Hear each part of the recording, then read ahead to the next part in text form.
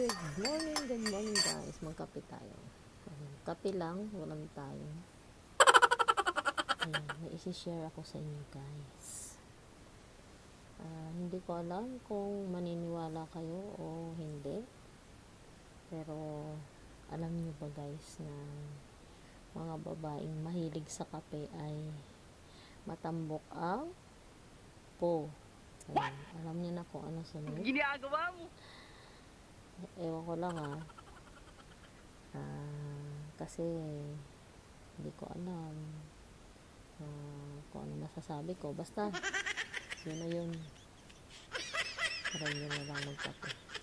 Subukan yung i-mention o itag yung mga kaibigan yung mahilig sa kape. Ayan. Ginagawa mo? Tingnan natin kung hindi totoo.